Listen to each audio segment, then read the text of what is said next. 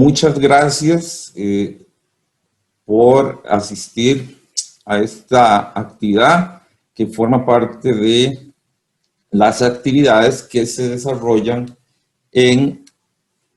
el proyecto de investigación iniciado este año en el Instituto de Investigaciones Jurídicas y que se denomina el Justnaturalismo en Costa Rica. El proyecto forma parte de una línea de investigación que se pretende desarrollar estudiando las diferentes perspectivas filosóficas y teóricas del derecho que han estado presentes en la cultura jurídica costarricense a lo largo de su historia. En esta ocasión vamos a iniciar indicando que el desarrollo de la enseñanza del Justnaturalismo en Costa Rica tiene una primera etapa relacionada con la vigencia y entrada en funcionamiento de la Casa de Enseñanza de Santo Tomás y posteriormente de la Universidad de Santo Tomás. Entonces, la exposición va a tener una primera parte donde vamos a hablar de cómo se desarrolló la enseñanza en esas dos instancias de educación que existieron en el siglo XIX. Posteriormente, vamos a ver a grandes rasgos quién fue Jean-Jacques Burlamaqui, que es un autor que durante esa época fue el autor que se utilizó para la enseñanza de el justnaturalismo o el derecho natural.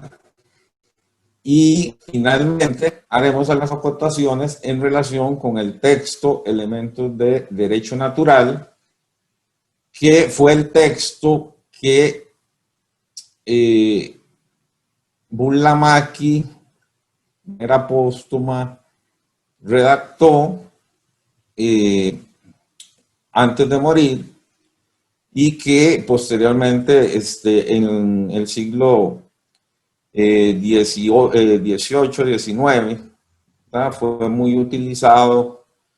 en muy diversos lugares y particularmente en Centroamérica, en la Universidad de San Carlos de Guatemala y como vamos a ver también en el caso de Costa Rica en la Universidad de Santo Tomás. Vamos a apoyarnos y valga acción en un texto también que desarrolló los profesores Jorge Sáiz Carbonell y Ana Lucía Truque Moral, denominado Apuntes Históricos sobre el desarrollo de los estudios de filosofía del derecho en Costa Rica, que ambos profesores tuvieron la gentileza de trasladarnos ya hace un tiempo a la Cátedra de Filosofía del Derecho. Entonces, ese texto nos va a servir de apoyo para lo que va a ser la exposición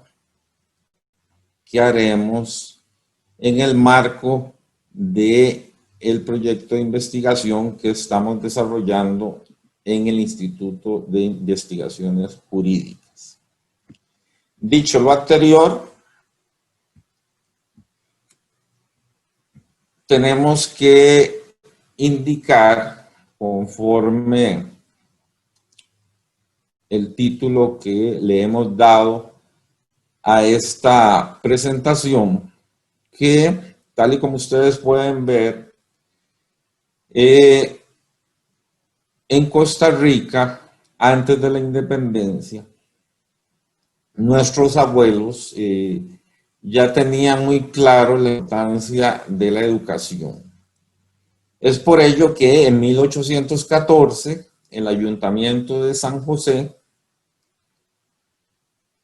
decide fundar una casa de enseñanza.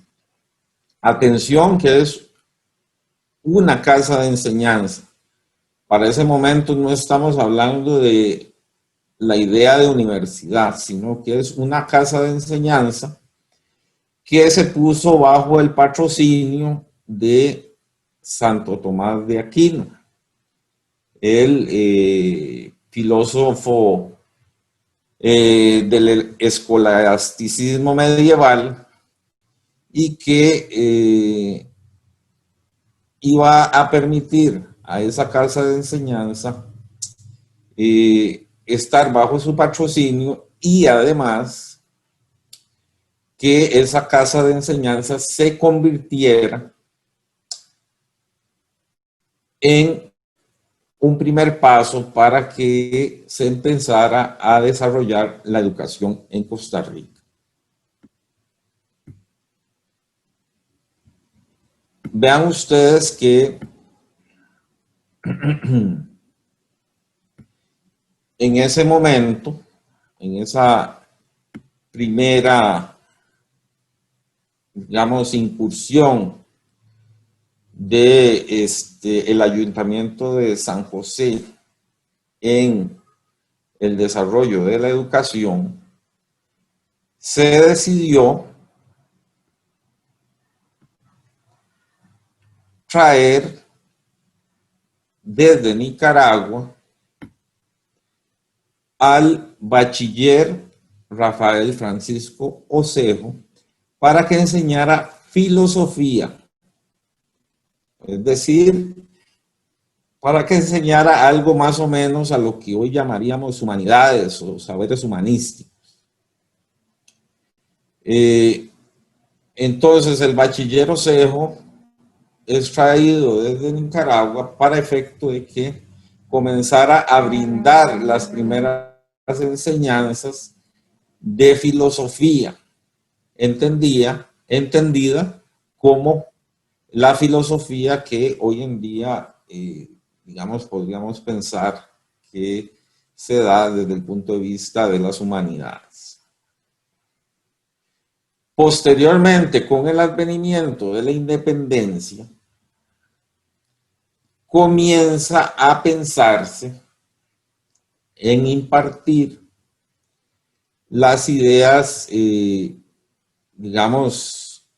relacionadas con el naturalismo a través de un curso de derecho natural.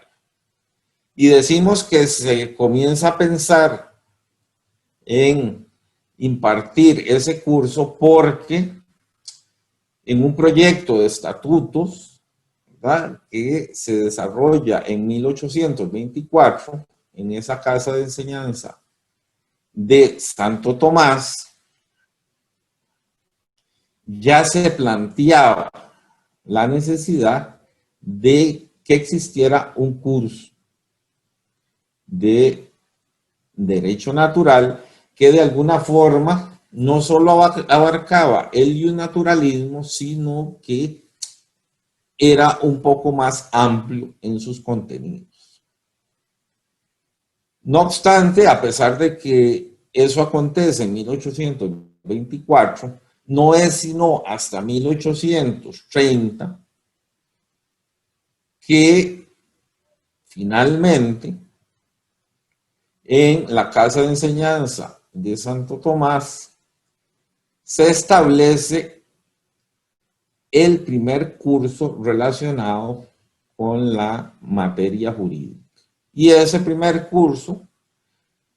no va a ser de derecho natural, sino va a ser de derecho civil.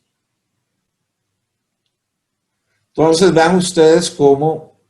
digamos, comienza a plantearse la necesidad de un curso vinculado a la filosofía, pero un curso que no va a surgir hasta mucho después. Y ese mucho después viene a ser más o menos durante lo que es finales de la década del 30 del siglo XIX, donde se puede ver que en unos exámenes que le van a hacer a este señor que se llamó Vicente Herrera Celedón,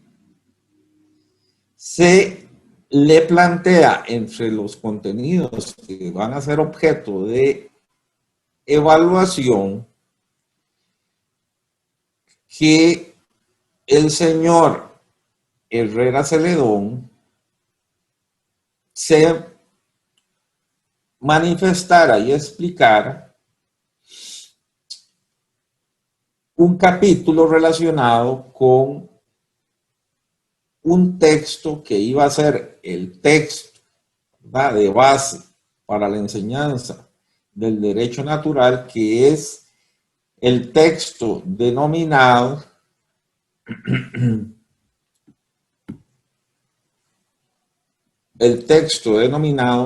Elementos de Derecho Natural.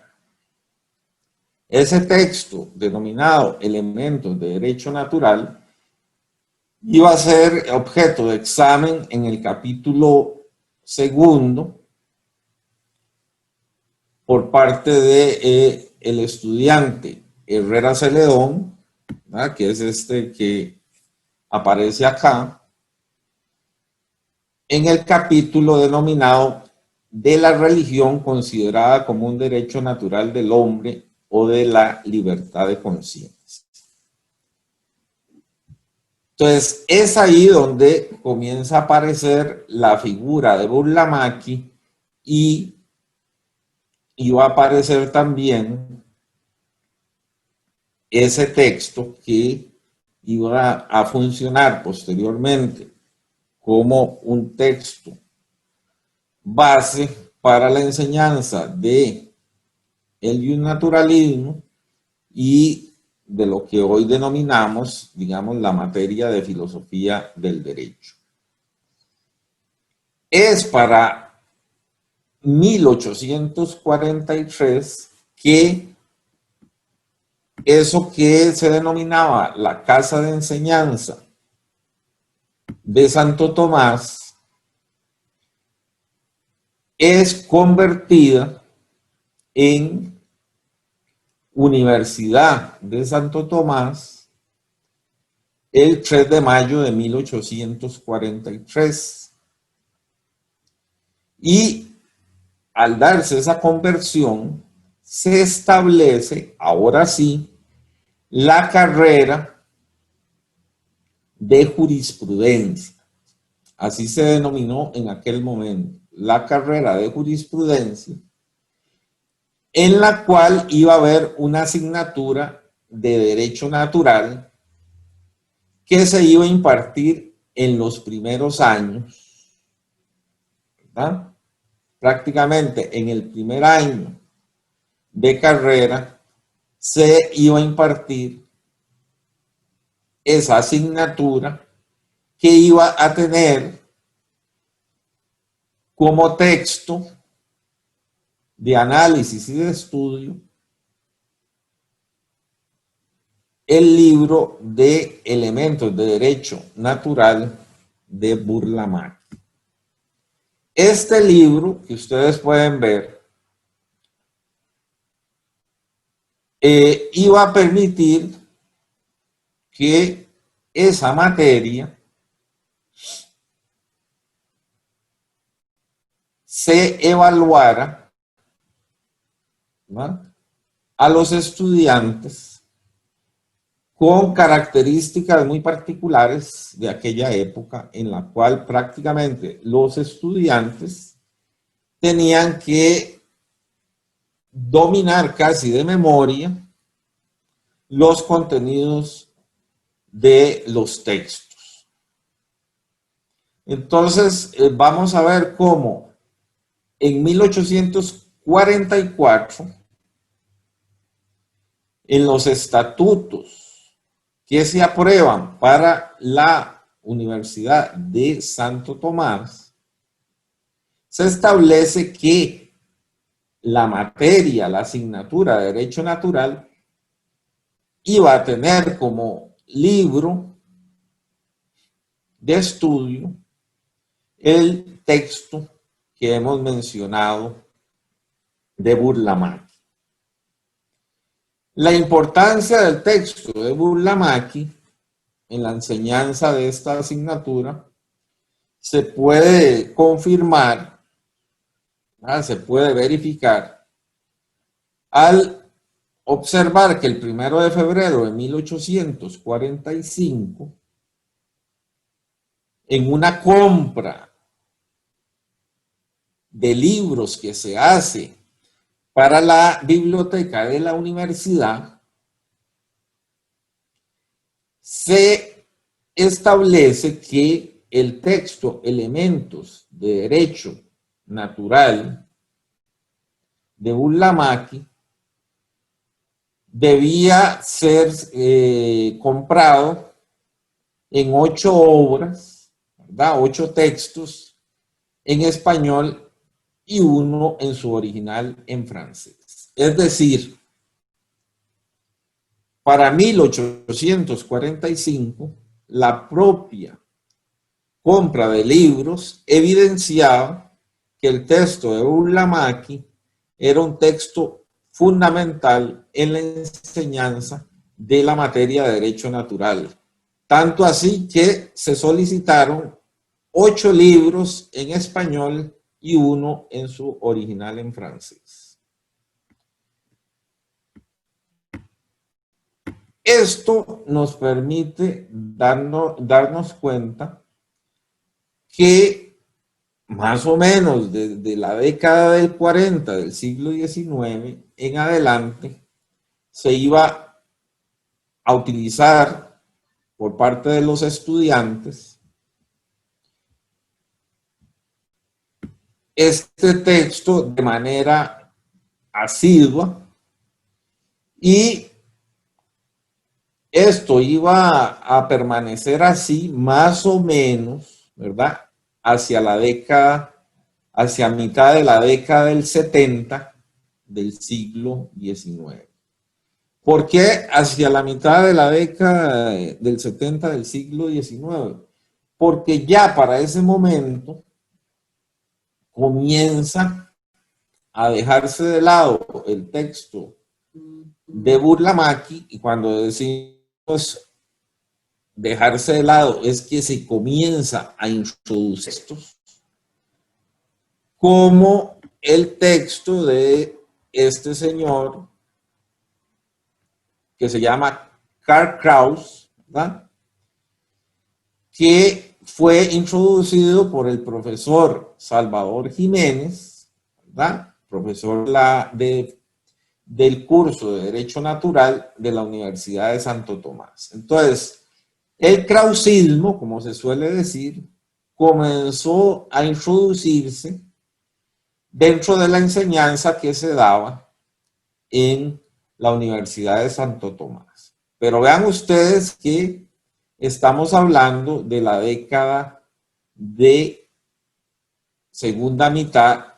del 70 del siglo XIX. Más o menos por ahí de 1875 comenzó a darse, digamos, la introducción del texto de Kraus. Y esta tendencia comenzó a continuarse cuando vemos que en 1887 se introducen otros textos como del autor catalán Jaume Balmes o como José María del Rey Heredia, en el cual eran autores que más bien seguían doctrinas que provenían desde la filosofía kantiana. Ahora bien, y para terminar esta primera parte de la exposición, en 1888, el gobierno de este señor, que se llama Bernardo Soto, decide cerrar la Universidad de Santo Tomás. Entonces, con el cierre de la Universidad de Santo Tomás, la asignatura de Derecho Natural, pues evidentemente ya no se va a seguir dando en el contexto de los estudios universitarios, y para ese momento el profesor José Astú Aguilar, que tenía un pensamiento más de corte positivista, pues deja de dar también en ese momento, con el cierre de la universidad, el curso de Derecho Natural orientado más, ¿verdad?, en ese proceso de que se había dado en primera instancia con el texto de Burlamaqui y posteriormente con los textos de Karl Kraus, ¿verdad?, fundamentalmente. En consecuencia, atención, podemos indicar que el texto de Burlamaqui, como una especie de primera aproximación o corolario de esta primera parte de la exposición, podemos decir que el texto de Burlamaqui estuvo presente en la enseñanza del derecho en la Universidad de Santo Tomás aproximadamente por 35 años, ¿verdad? Obviamente, ante esta situación, cabe preguntarnos quién fue ese autor, Jean-Jacques Burlamaqui, de dónde era, cuáles eran sus influencias filosóficas. Y en consecuencia, ahora sí, la segunda parte de nuestra exposición va a realizar de manera somera una especie de esbozo de este autor que influyó de manera importante en la enseñanza del derecho en el siglo XIX y fundamentalmente en la Universidad de Santo Tomás, que no está de por demás decirlo, digámoslo así, que es la que posteriormente sirve de base para que se cree la Universidad de Costa Rica, es decir, que la Universidad de Costa Rica es heredera de la Universidad de Santo Tomás. Un detalle adicional, con el cierre de la Universidad de Santo Tomás, la carrera de jurisprudencia, la carrera de derecho, va a seguir impartiéndose, pero la escuela de derecho pasa, digamos, a ser regentada por parte del Colegio de Abogados. Y es el Colegio de Abogados la que continúa impartiendo esa carrera desde 1888 hasta el inicio de la Universidad de Costa Rica en 1940. Entonces, desde 1888 a 1940, durante ese espacio de tiempo, la escuela de Derecho y la carrera de Derecho se imparten bajo la tutela del Colegio de Abogados. Pero bueno, eso, digamos, es otro tema que corresponde a otro momento. Ahora corresponde que tratemos de entender y comprender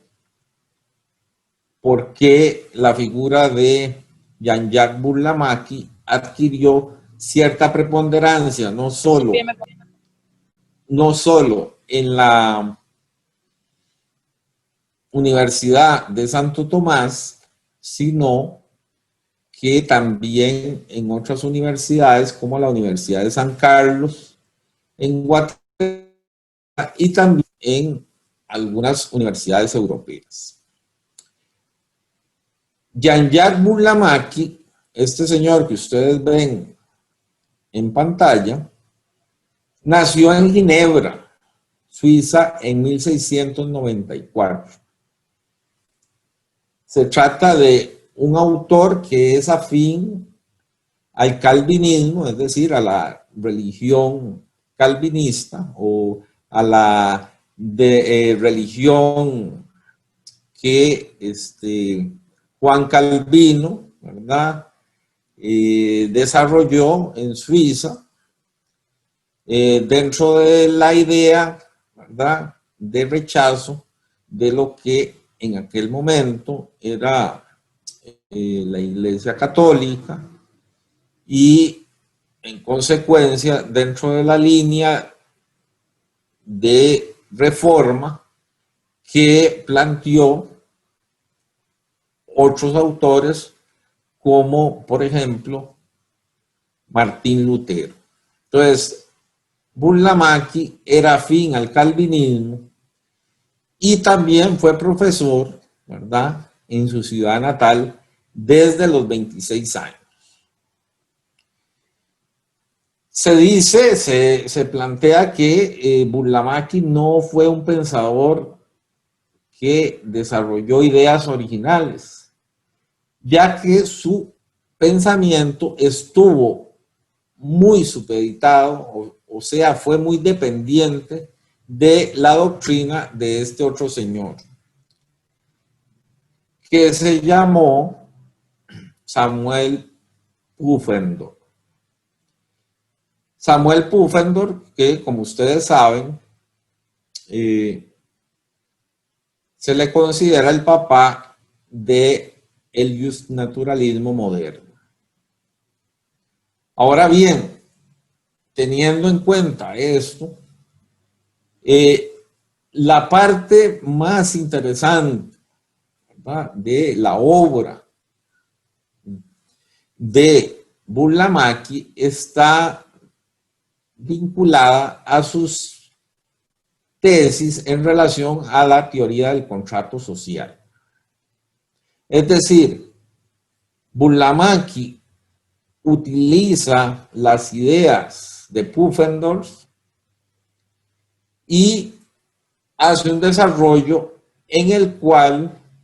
Burlamaqui, de alguna forma, termina anticipando muchas o algunas de las ideas que va a plantear en su momento Jean-Jacques Rousseau, ¿verdad?, en su famoso texto del contrato social. Burlamaqui, en su idea, más que sustituir la naturaleza del Estado, ¿verdad?, él pensaba en perfeccionarlo. Pues, digamos, en el pensamiento de él, la sociedad civil no era más que una sociedad natural en cuanto esta está dotada de una instancia garantizadora de los derechos iguales de sus miembros, ¿verdad? Entonces, Burlamaqui hace este planteamiento en relación con el Estado, utilizando ideas de Pufendorf, ¿verdad?, y de alguna forma anticipándose a las ideas de Jean-Jacques Rousseau en cuanto a lo que este autor francés plantea en su famoso contrato social. Entonces, en síntesis, la parte más importante de la obra de Burlamaqui, considerada de manera general, ¿verdad?,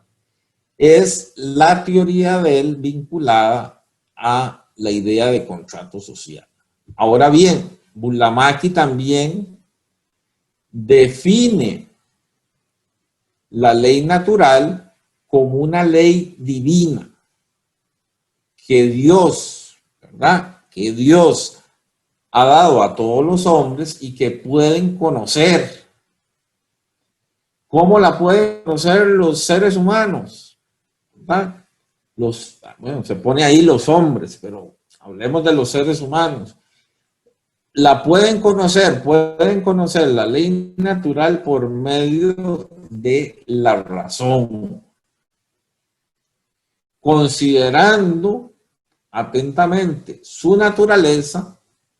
y su estado. Dicho de otra manera, Burlamaqui hace una referencia a la ley divina, a la ley de Dios, pero al mismo tiempo plantea que esas leyes divinas, instrumento por el cual pueden ser conocidas por nosotros los seres humanos, es a través de la razón. Entonces, vean ustedes que Burlamaqui nos plantea algo que es propio de las tesis naturalistas, es decir, la división en la ley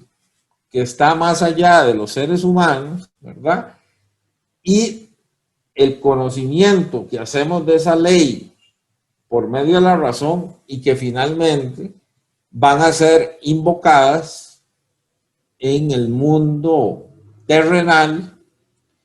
por parte de también los seres humanos. Habiendo, como suele suceder cuando se hace este tipo de planteamientos, intermediarios que por medio de la razón logran descubrir lo que se supone que son las leyes naturales, ¿verdad?, que provienen de la divinidad. En cualquier caso, además de esto, Burlamaqui también planteó que el derecho de gentes, es decir, lo que actualmente denominamos el derecho internacional, formaba parte del derecho natural, porque el sistema de leyes que Dios impone a las naciones,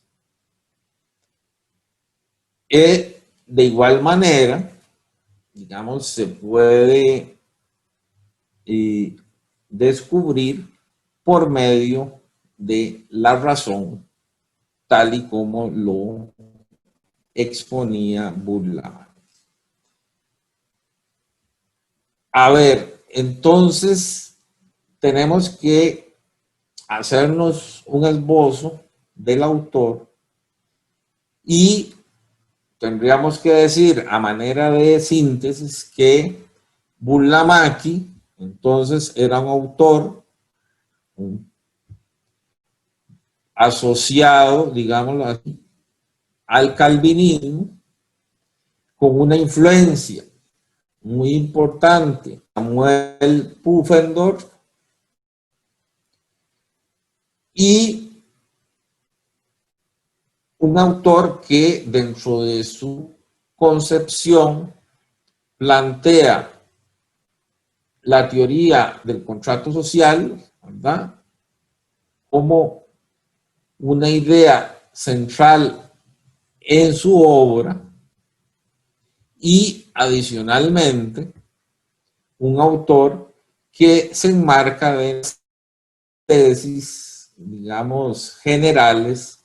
de lo que es el pluralismo, que tiene como origen, casualmente, las ideas que influyeron en Burlamaqui de manera importante, que son las ideas de este señor que se llama Samuel Pufendorf. Bien. Dicho lo anterior, conviene, digamos, que tengamos una referencia no solo de su pensamiento, sino, digamos, de las obras que produjo Burlamaqui. Este señor que está acá, ustedes pueden ver su imagen, produjo, digamos, una obra en vida que se denomina Principios de Derecho Natural, que fue publicada un año antes de que Burlamaqui muriera, que es, digamos, la portada que estamos viendo acá. Esos principios de derecho natural, publicados en 1747, fue un libro que tuvo, digamos, una gran repercusión, no solo en Suiza, sino en otros países de Europa. Posterior a la muerte de Burlamaqui y de manera póstuma, se publicaron otros textos, entre los que principalmente podemos mencionar los principios de derecho político, que es un texto que fue publicado en 1751. Atención con la secuencia, ¿verdad? Principios de derecho natural primero, principios de derecho político posteriormente. Entonces, vamos a ver que Burlamaqui, pues, a través de los textos que posteriormente vieron la luz, había desarrollado, digamos así, una obra que pretendía tener cierta sistematicidad a partir, ¿verdad?, de lo que mencionamos anteriormente, de su pensamiento vinculado al naturalismo moderno y a las ideas que había desarrollado Pufendorf. En 1774 se publica los elementos, ¿verdad?, Iuris Naturalis, los elementos de derecho natural, los Elementa Iuris Naturalis, en su edición, ¿verdad?, suiza o publicada en Ginebra. Y un año después se traduce esta edición de Elementa Iuris Naturalis a la lengua francesa. Entonces vean ustedes que estamos viendo que nuestro autor, ese autor que influyó de manera importante en la enseñanza del derecho en la Universidad de Santo Tomás en el siglo XIX, es un autor que no solo tiene las características que hemos mencionado, sino que sus obras se publican de una manera importante y con, digamos, algún grado de sistematicidad que nos refieren de por qué finalmente, digamos, los contenidos de la obra de Burlamaqui pues iban a ser muy bien aceptados por parte de los profesores que en su momento les correspondía enseñar la asignatura de Derecho Natural.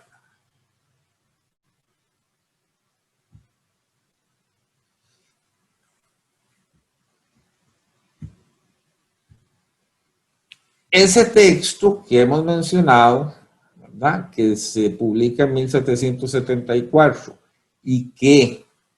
es traducido al francés en 1775, tiene en el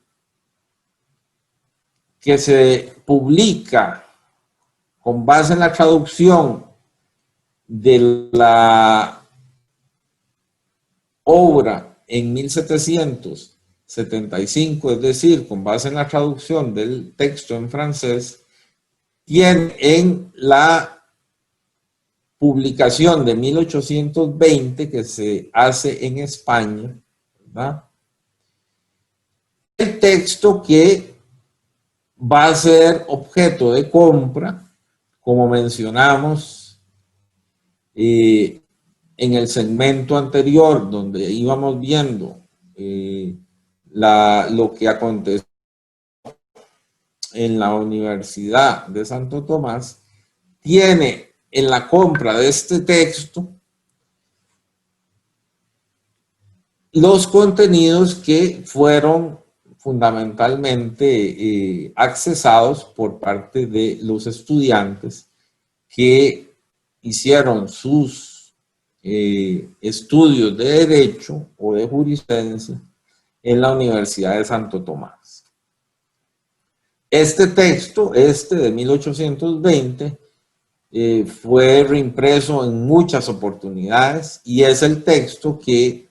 digamos, sirvió para nuestros estudiantes de la Universidad de Santo Tomás para la enseñanza de la asignatura de Derecho Natural. En consecuencia, vean ustedes cómo, digamos, esta pincelada nos permite sintetizar las ideas en dos aspectos centrales. En la figura de Jean-Jacques Burlamaqui y a la par de eso en la obra que él desarrolló y que de alguna manera nos permite entonces finalmente acercarnos a la tercera parte de esta exposición, que de manera, digamos, general vamos a intentar exponer, que es, bueno, si Burlamaqui estuvo presente en la enseñanza del derecho natural en la Costa Rica del siglo XIX, y teniendo en consideración esos aspectos que influyeron en el pensamiento de Burlamaqui, lo lógico es que nos preguntemos, bueno, ese texto, elementos de derecho natural, ¿qué contenidos tenía? O sea, ¿qué era lo que se le enseñaba a los estudiantes de la Universidad de Santo Tomás en relación con el derecho natural? Entonces, bajo esa línea, ¿verdad?, vamos a proceder a intentar, dejando acá, hacer un esbozo muy general de los contenidos que el texto Elementos de Derecho Natural desarrollaba en el texto de Burlamaqui. Ese texto estaba dividido en tres partes. Una primera parte, atención, que tenía 6 capítulos, o tiene, porque todavía es posible encontrar el texto, ¿verdad?, tanto en físico como escaneado. La primera parte de ese texto estaba dividido en 6 capítulos. Un primer capítulo tenía que ver con un tratamiento de la naturaleza del hombre con respecto al derecho. Es decir, la naturaleza del ser humano en relación con el derecho. Ese era un primer tema del que se ocupaba Burlamaqui y en el cual, evidentemente, por la influencia que hemos visto que este tenía, esa relación del ser humano respecto al derecho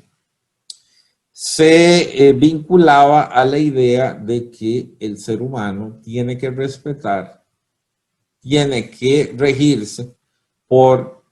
el derecho natural, ese derecho natural que, como hemos mencionado, las personas, el hombre, logra conocerlo a través de la razón. Asimismo, en esa primera parte, Burlamaqui también plantea cuál es la naturaleza del hombre en sus diferentes estados. Es decir, cuál es su naturaleza en función de los diferentes estados en que el hombre se ha visto a lo largo, digamos, de su existencia. También plantea lo que él denomina la regla primitiva, ¿verdad?, de las acciones del ser humano. Lo que él habla de la ley en general, ¿verdad? Y asimismo, un capítulo que es muy importante de esta primera parte de ese texto de elementos de derecho natural de Burlamaqui, el tema de la ley natural y sus fundamentos, ¿verdad?, que es, digamos, todos los aspectos relacionados con la fundamentación filosófica que los diferentes autores, y en especial Pufendorf, habían establecido para que se indicara que la ley natural debía prevalecer, por ejemplo, sobre la ley positiva. Y finalmente, en esa primera parte de 6 capítulos, algo que es propio, ¿verdad?, de cualquier materia del derecho, que es la sanción, en este caso la sanción de las leyes naturales. Entonces, en esa primera parte vemos cómo Burlamaqui, muy probablemente influenciado por Pufendorf, hace una primera parte que constituye la base sobre la cual va a desarrollar los otros capítulos del texto, en los cuales va a especificar con mayor detalle lo relacionado con cómo nosotros los seres humanos debemos no solo entender el derecho natural, sino también cómo debería ser su aplicación.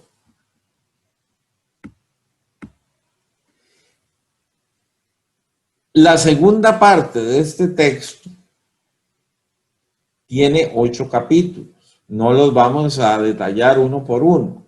pero sí me interesa, digamos, plantearles 3 ideas centrales que están ahí contenidas en esos 8 capítulos. Burlamaqui, en esta segunda parte, va a hacer un examen de los estados primitivos del ser humano o del hombre, considerado como sujeto de la ley natural. Es decir, después de hacer un esbozo general, ¿verdad?, sobre los fundamentos de la ley natural, sobre una serie de aspectos relacionados con esos principios de derecho natural, posteriormente va a hacer un examen de los estados primitivos, ¿verdad?, tratando de hacer un esbozo si se quiere cronológico, ¿verdad? De cómo debe ser considerado el sujeto, ¿verdad? El sujeto.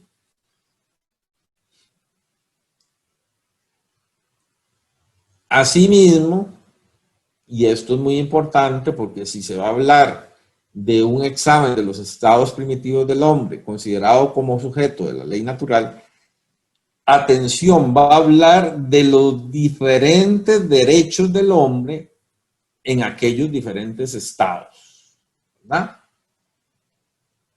O sea, si está en el estado de naturaleza A, si está en el estado de naturaleza B, si está en la situación C, ¿verdad? Va a hablar de cuáles derechos va a tener los seres humanos desde la perspectiva, ¿verdad?, de el naturalismo y los denominados derechos naturales. Pero como hemos hablado,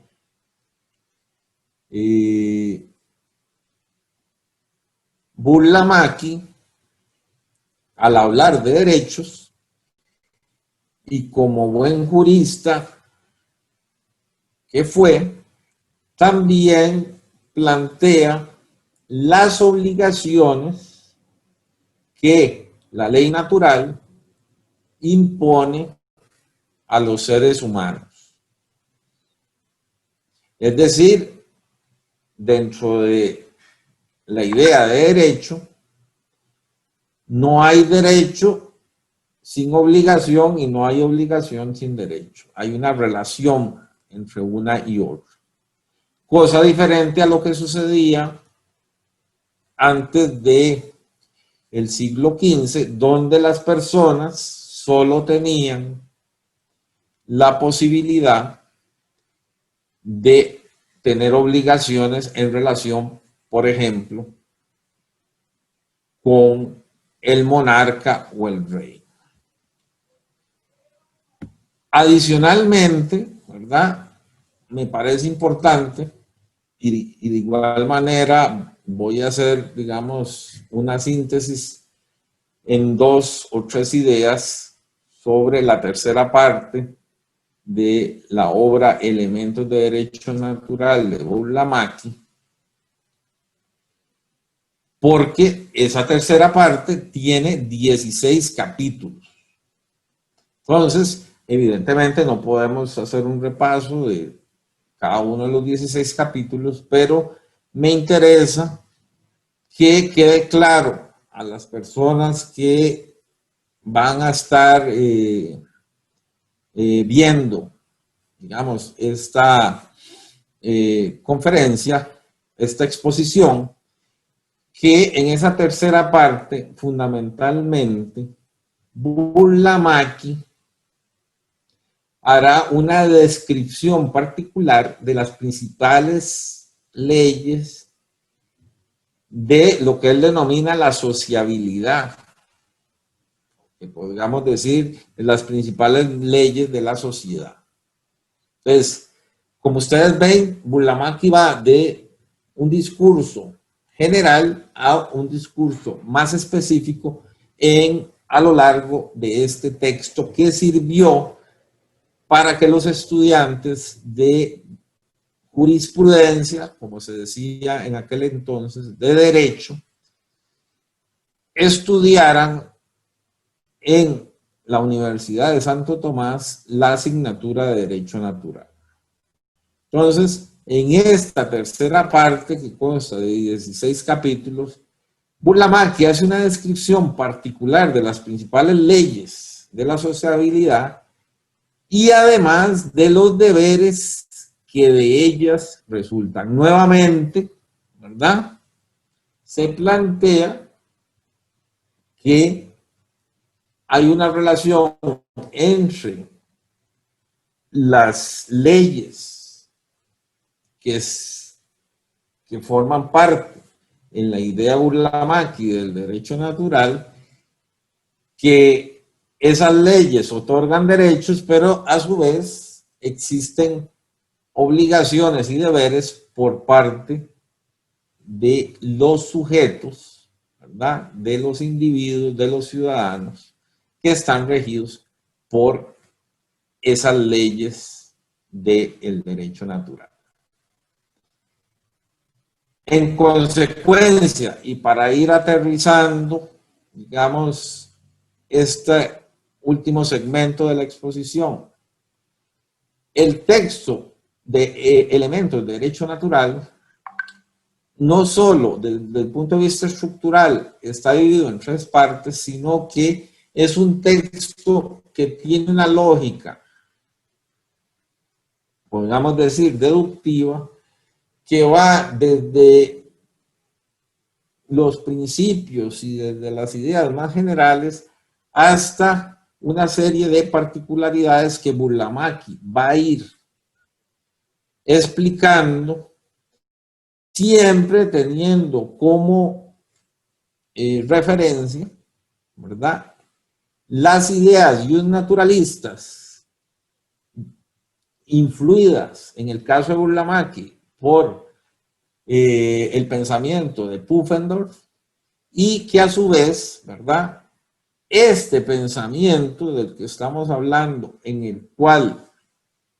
de alguna manera se plantea ideas que más tarde son las que van a incidir en la estructuración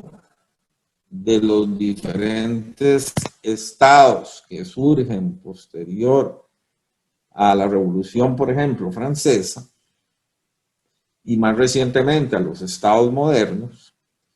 son ideas en las cuales no solo se fundamenta el Estado como tal, sino además, y esto es muy importante, la idea de los derechos de las personas entendidas como derechos que tienen las personas, pero con una contraparte de obligaciones. ¿Y por qué decimos y puntualizamos esto? Porque la enseñanza que se da en la Universidad de Santo Tomás, utilizando el texto de Jean-Jacques Burlamaqui, ese texto que se denomina Elementos de Derecho Natural, va a ser el texto del que va, por decirlo así, van a beber una serie de estudiantes de esa Universidad de Santo Tomás, que posteriormente van a ser personas, políticos, jueces, legisladores, que a través de esa enseñanza van a plasmar, y esto lo decimos a partir, digamos, de la relación que uno puede establecer entre esa enseñanza que se da en la Universidad de Santo Tomás para con los que fueron estudiantes en ese momento y para los que posteriormente, una vez que son graduados de esa universidad, van a incidir en, digamos, en el régimen político y constitucional costarricense. Es decir, vamos a ver cómo en muchas de las asambleas constituyentes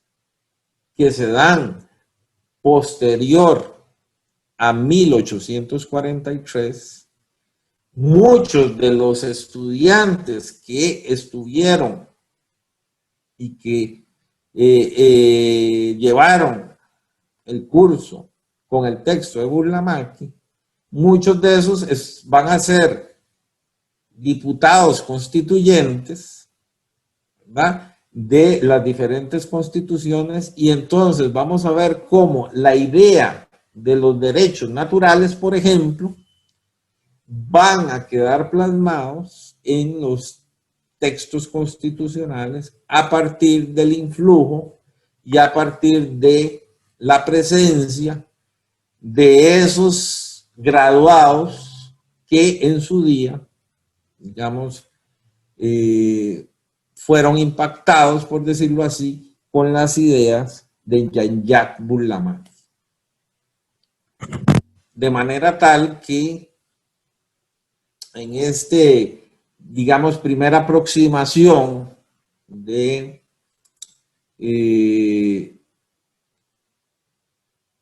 cuál fue la influencia de Jean-Jacques Burlamaqui en la enseñanza del derecho, podemos concluir diciendo, uno, fue una influencia importante, fue una influencia que a través de su texto duró poco más de 35 años, fue una influencia que generó que muchos de los estudiantes que utilizaron ese texto, de alguna manera, no solo en su quehacer, digamos, profesional de aquel momento, sino en su quehacer como miembros de asambleas nacionales constituyentes o incluso como diputados, probablemente, subrayo el probable porque esa relación hay que verificarla, probablemente permitió que los textos de las constituciones que se emitieron en ese momento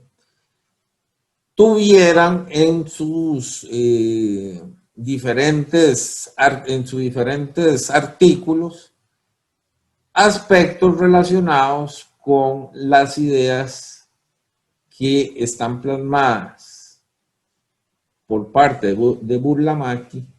en el texto de Elementos de Derecho Natural, siendo una especial referencia al respecto el tema de los derechos de las personas, ¿verdad? Si bien de repente, no porque se propusieran en función del texto de Burlamaqui, pero sí porque, digamos, los diputados constituyentes eventualmente no estaban en desacuerdo con ese tipo de ideas, dado que su principal influencia planteaba o desarrollaba ese tipo de ideas en relación con el derecho o los derechos de los ciudadanos. Finalmente, ¿por qué es importante atender, digamos, a este tipo de análisis? ¿Por qué es importante darnos cuenta de cuáles han sido, digamos, las influencias que se han dado no solo en la enseñanza del derecho, sino cuáles son las doctrinas o perspectivas filosóficas y teóricas del derecho a lo largo de la historia costarricense? Porque en el caso del iusnaturalismo, el iusnaturalismo es una perspectiva que incluso hoy en día hay muchas personas que argumentan con base en planteamientos de tipo iusnaturalista. Muchas veces, digamos, por decirlo así, revestidos de otra retórica que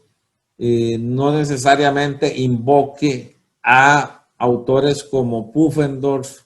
o que invoquen a autores clásicos del iusnaturalismo como Christian Wolff